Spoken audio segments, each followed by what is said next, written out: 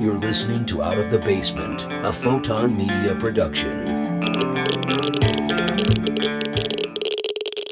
I'm Dr. Jason Bekta, and I am very bad at paying attention to the calendar and did not realize that ASTRO is coming up, and fortunately saw a lot of tweets and had some people text me some questions, and I realized I think the ASTRO version of speed dating has returned, which is the ASTRO quote-unquote interviews, and you have a whole bunch of prospective employers and prospective candidates all gathering together in one space.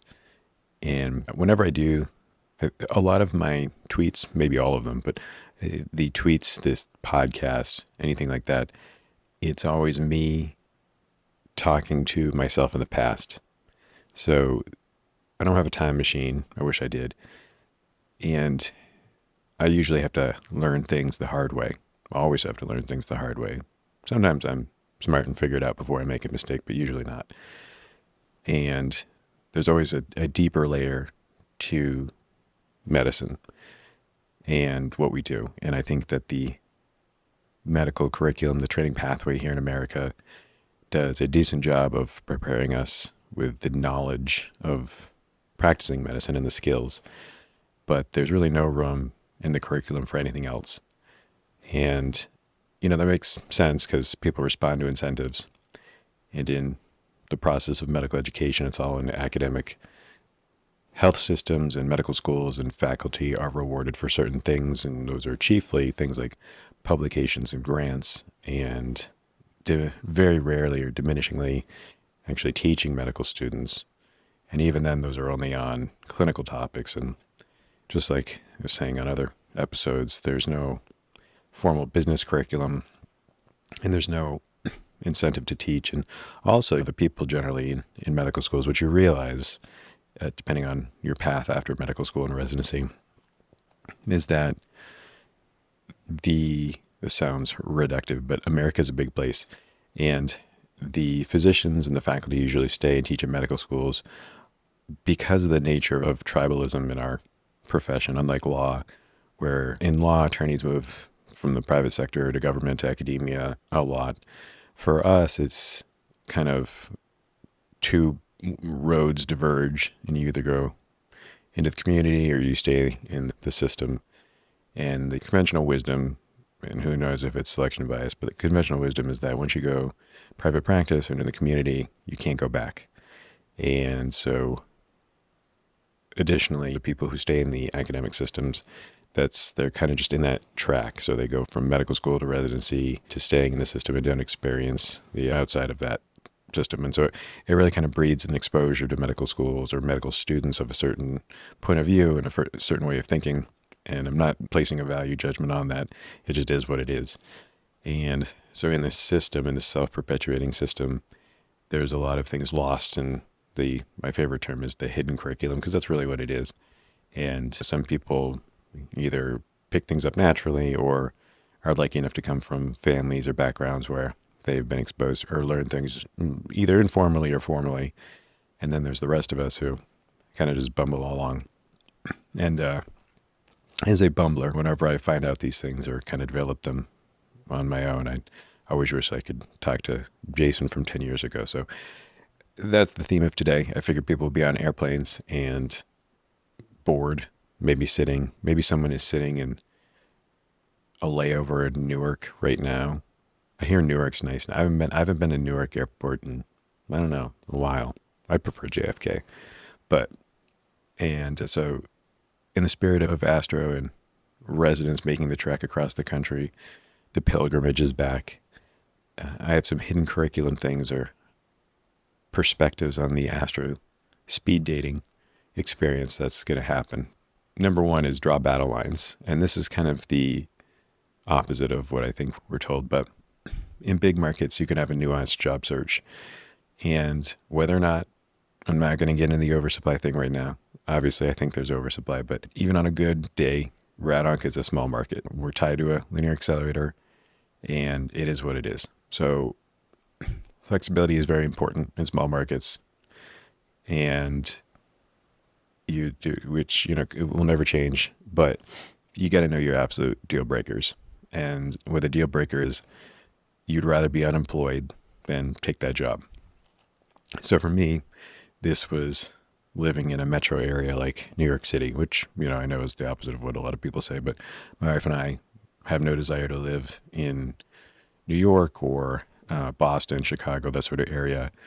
And that was just kind of off the table for me. So I was very flexible and remained very flexible always, but I didn't even apply to any job that fit that criteria. So no NYC, no Boston, no Chicago. And what that does is it prevents you from wasting your time and their time. And that's really, I would be flexible as much as possible, except for that one thing. What is your deal breaker where you'd rather be unemployed than do that type of job or live in that certain area? And that can kind of really just get you focused up front. But the other thing, perspective number 2, which hopefully people know this, but develop an elevator pitch and practice it. You need a quick, clear message about yourself. Classic teaching is that it's about 30 seconds. But the important part about this is you actually got to practice it out loud. You want to have it memorized, but still sound natural. So when somebody tells you, tell me about yourself, you'll be ready. And it's not going to sound like you scripted it like a robot. It's just really, it's coming. They're going to ask you, tell me about yourself. Be ready. And then the important part of this is make sure you have a transition or close. Don't just have this spiel and then just trail off awkwardly. And the reason for that being that hopefully the people interviewing you, the employers, do this a lot. They have a whole kind of pattern. They're good at conversation. Hopefully that's why they were chosen to do this. But come on, we know how this goes. We know who's in this field. I mean, it's across all industries. It's not fair, but there's awkward people out there. And just be prepared for that. Make sure that you can take the flow of the conversation and give it back, because I've seen that.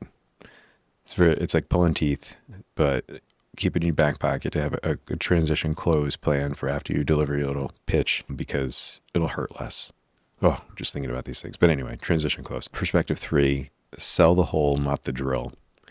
This is a marketing thing that I love. But so good marketing pitches the benefit of a product, not the features. Right?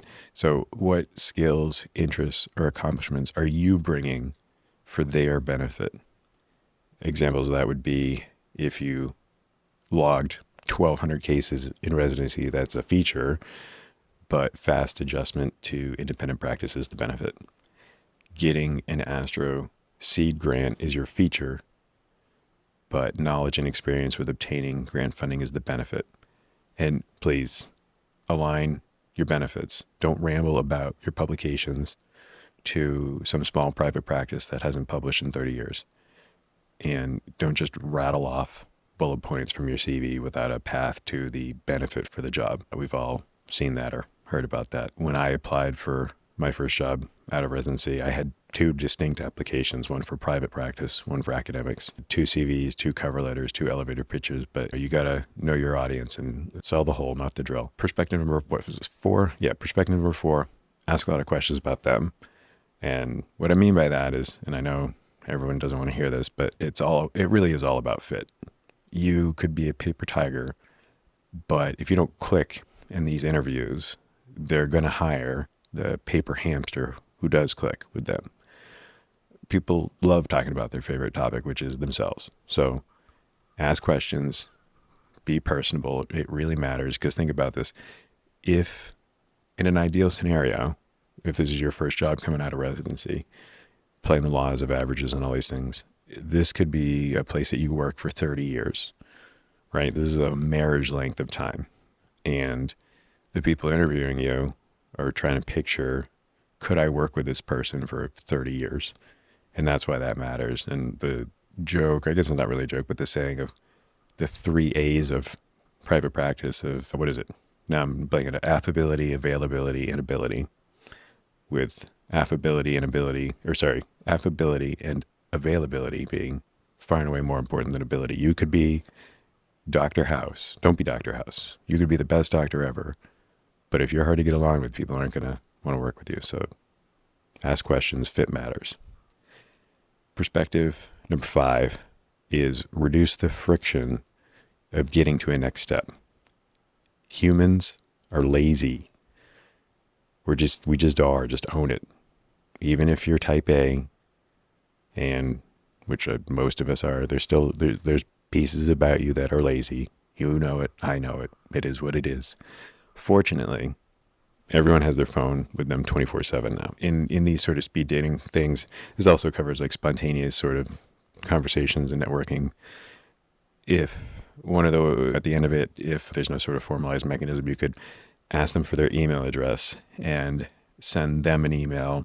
Ideally, I would do it before the end of the day, just saying, hey, thanks for talking, whatever, make it appropriate for the situation. But, you know, I don't know about you guys, but I hate typing in new email addresses by manually. I just hate it.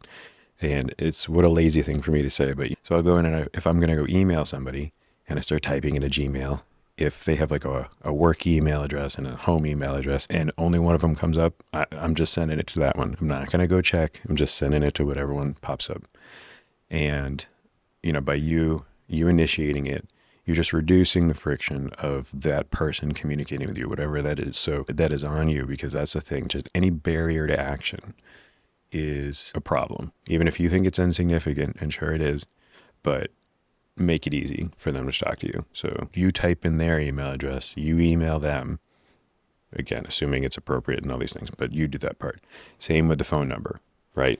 I hate getting a new phone number and having to take my phone out and unlock it and open up the contacts and do all that thing. Again, very lazy of me to say, I know. I assume I'm not alone in that one. In terms of exchanging information, you offer to do that part. You take out your phone, you type in their number, and you send them a text with your name. I can't tell you how many times I've done that. Just bang out a quick text saying, hey, it's Jason Becta. This is my number. Make it easy for them. And personally, this is a me thing. I don't know if I'd recommend this to everybody. I make my own business cards. And yes, I make my own business cards, even though my employers give me business cards. My business cards are American Psycho level memorable. And one day I'm going to be too old and people aren't going to get that reference, but hopefully people get that reference. But that's just a me thing. That's like my ace in the hole. And it helps me stand out to the right for whatever I'm doing. There's scenarios, there's interactions where it's helpful. I don't know. You can think about that one if you really want to go that level of back to crazy. They're nice business cards. I'll show them to you guys. So perspective number 6 is the next step is the most important outcome. And what I mean by that is that, and we'll touch on this in the next one, these ASTRO interviews aren't real interviews, but, you know, so you want to get to an on-site interview, and you certainly might get on-site interviews directly from the ASTRO interviews. That'd be great, and I hope that happens for everybody.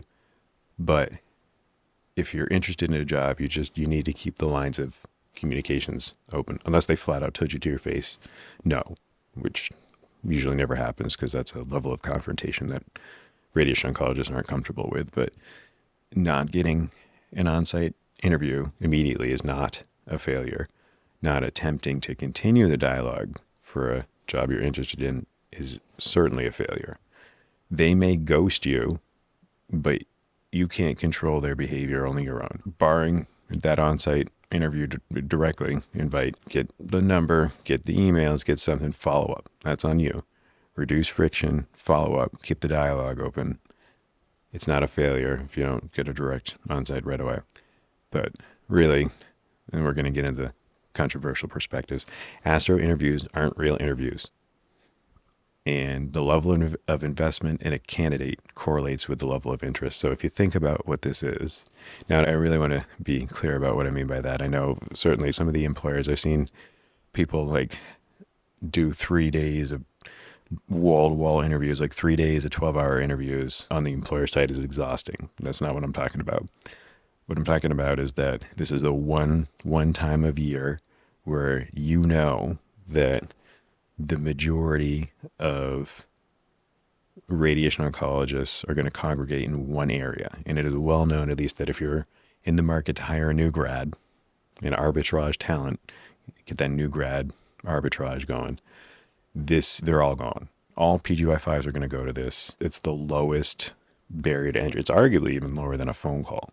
So a phone call has to be arranged, has to take special time out of your schedule or your day. Not this. And because think about the cost of acquisition. So the overhead cost of an employer going to San Antonio, setting up shop, doing interviews, whatever. It's the same level of investment to interview one candidate at that point as to interview 100. That incremental sort of addition is really, it's just that upfront cost has been paid. And, I hear all these people talking about, I had 100 interviews or whatever. Well, if 95 of those were over the course of 3 days at ASTRO, I don't know. So just treat these seriously, bring your A game, but don't take it to heart if things don't work out, or go talking about on the Arrow job survey about how many interviews you had if they're just during this 3-day period at ASTRO. But the biggest part, and kind of tied into that, is there are no rules anymore. The universe is chaos, and good things don't happen to good people. What an uplifting thing to say. But, in this part, it kind of goes with the ASTRO interviews not being real interviews. The training pathway of being a doctor in America does not prepare you well for the experience. And I'm not saying anything about the medical knowledge. It usually, sometimes excellently, gives the necessary knowledge and skills to practice medicine. But as far as medicine goes, it's hot garbage. And for the most part, it's possible and pretty common actually to go directly from high school to undergrad to med school to residency. And we may work part-time jobs outside of academia and get real-world experience. There's still a direction. And the day that you're accepted to med school, you're now in a big boat being carried along by a strong current. And there's a path to your life, and there's order and oversight. And at each step, you have, faculty, deans, ACGME, USMLE, FSMB, all these letters. They all go away. And I'm certainly not saying that school and residency are perfect, and they're very far from it. But when you enter the match, for example, that's a very structured process. You format your application in a very standard way. You submit it at a certain time. You know all the dates in advance, like the day your match week, like that whole process of match day leading up to it is known at least a year in advance. And after that, after you get out of residency with the ACGME and stuff, that doesn't exist for the rest of your life. The bulk of your life lacks that organization. And it's really hard to adjust to, where you basically just spent 15 years or whatever, how long, in a system, period, full stop, in a system. And the rest of the world doesn't operate like that. You can have employers just flat out lying to your face about anything they want, literally anything. You could interview, even on-site interview, crush it, be told that you should expect an offer, and then they'll ghost you. No one will ever return your phone calls, emails. You'll never see anyone ever again. You start working a job, and 3 months later, hospital sells to private equity, and salaries cut. In our view, targets are doubled. There's seemingly no consequences for the employers. Even if they break laws, they have better lawyers than you, deeper pockets, longer time frames. Now, that being said, most people are generally okay. They're not bad people. Most people are not the villains in their own story. Otherwise society would crumble. But from here on out, you need to look out for your own interests, because no one's coming to save you. And just to really hang a lantern on that and just really spell that out, that there's no rules anymore. So in terms of on that uplifting note, to go back to this kind of sales pitch framework of selling yourself, there's a bunch of different ways to do it. And you can go on the internet and see various ways. They're usually geared obviously towards like sales, commerce, B2B, B2C, that whole thing. So a little bit different for us, but I kind of often approach it with 5 points. So number 1 is, who are you? As in like demographic wise. So born and raised, med school residency, do you have a significant other, family? Do you have any standout personal trivia item? And I have an example for myself after this, but those sorts of things, just open with that. And then what makes you special? CV highlights that are relevant to the employer.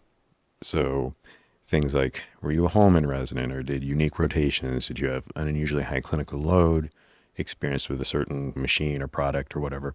Were you very good with like a certain type of social media outreach, something like that? You've been in residency for 5 years, and in that time, what is a standout feature or features that would be germane to that? And then tied into that, point number 3 is, how are you an asset?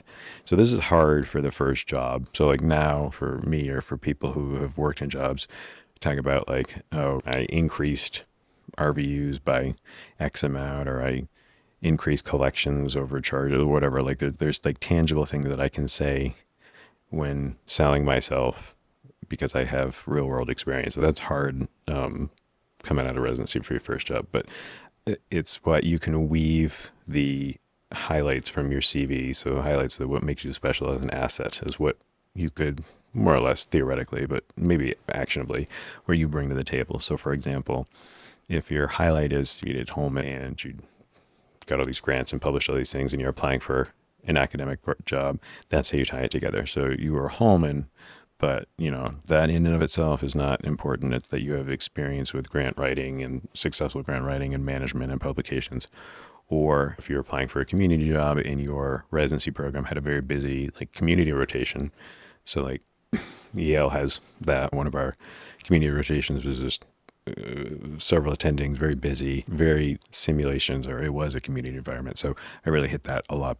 But what you're using that to communicate is that you're ready to hit the ground running, right? Like, so a community rotation is not a set feature, and it's a special thing, as it were. Special, not really like really special, but like standout item.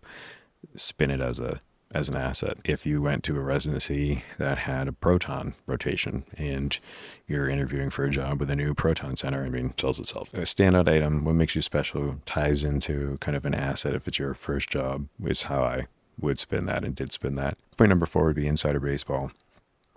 And that's any connection at all that you have, either with the person you're talking to or the practice itself or institution or whatever. So like if the practices in your actual hometown, or they did residency with your program director, that sort of deal.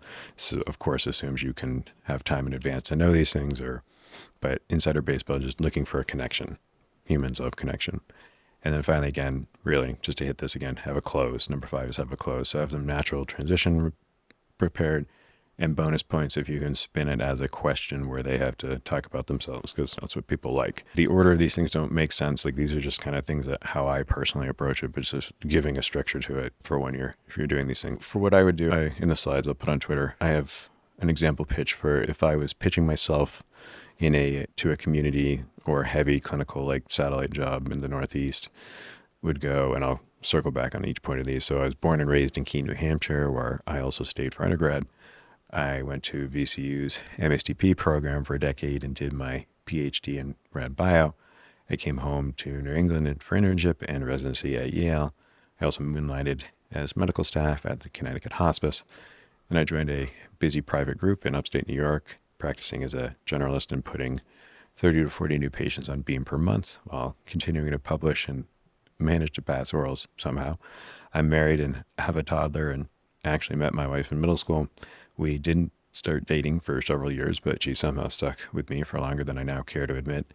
I'm really interested in your group here because it is in a geography I have strong ties to.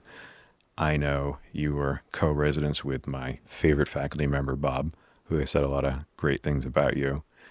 And then the close for this would depend on your personality. So for me, I lean heavily on organic humor. It's my go-to defense mechanism, as any therapist would tell you. And so for this example, if I'm going to go with your co-residence with Bob, I would say something like, I was hoping you'd have some embarrassing stories about him.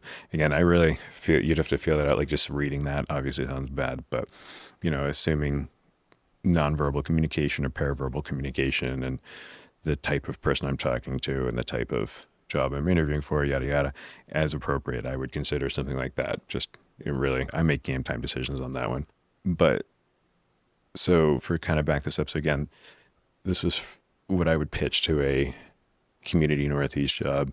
And that's why I'm hitting the fact that I'm from New Hampshire a couple times, and so is my wife. If and when I apply to jobs in other regions, I really downplayed that. Like, I mention it, but it is not as, I use different language. I don't say the words like New England as much. This is not really applicable to me now, but when I was a resident, I really played up the moonlighting thing, which is uncommon in this day and age, but moonlighting was independent clinical practice. So that was me communicating to employers that I had independent experience, which is not a common thing for a new grad. And I specifically would say medical staff as intentional jargon, mostly because residents don't use that phrase. And again, just communicating that this is a blurred sort of special standout feature and an asset thing. This is something I would kind of hit a little bit heavier for community gigs. And again, with that stuff about my wife, it reinforces ties to the region, and it also provides reassurance that I'm probably not an axe murderer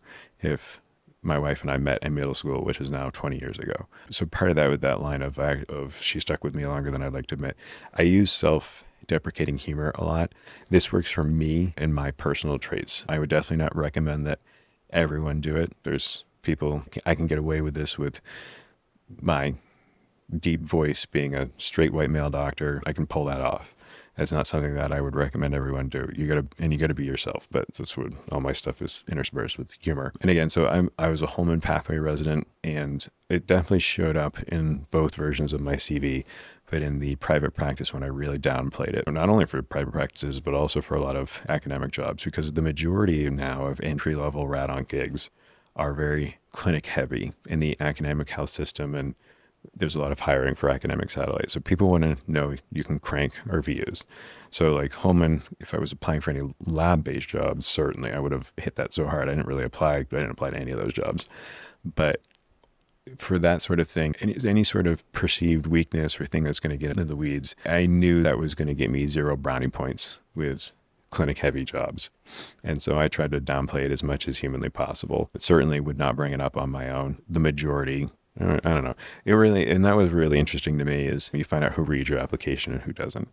And I never organically brought up Holman on my own, but there's actually a surprising number of people who didn't know what that was. I guess it's a newer thing, but we're talking about it just because people actually read my application. But really, again, just to really hit home, I always try to find common social ground. For me, the ending with the, oh, do you have any embarrassing stories, or however it would work out, that's like also something, it's authentic to me. I genuinely enjoy that. I like hearing about people I know. I mean, I assume most of us do, but so certainly people don't. And this just goes back to, again, talking about how long my wife and I have been together.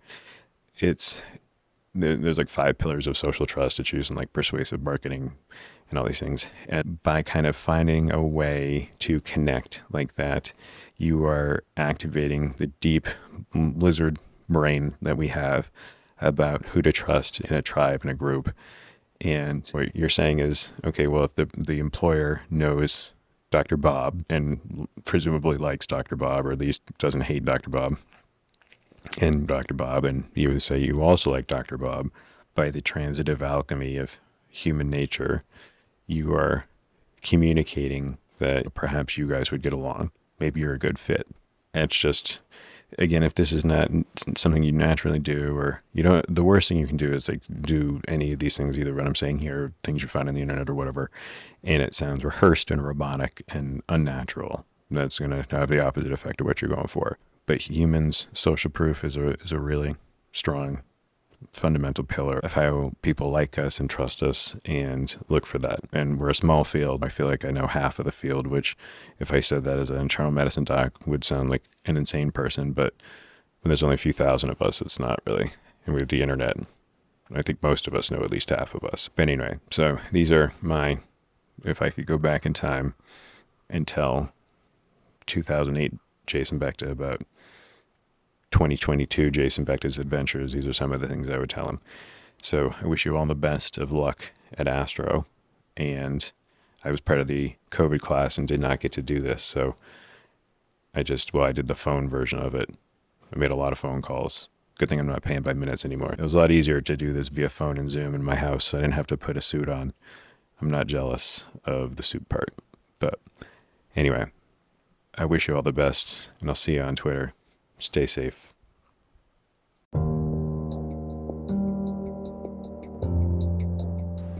Thanks for listening to this episode of Out of the Basement. You can claim CME for this and any other episode by following the link in the show notes. You can find me on Twitter with @DrBekta or visit www.bektamd.com. If you like this content, please let us know by rating and following us on Spotify or Apple Podcasts. If there's any topic you want to hear covered, or if you want to come on and talk about something yourself, reach out and let us know, and we will make it happen. Otherwise, talk to you next time.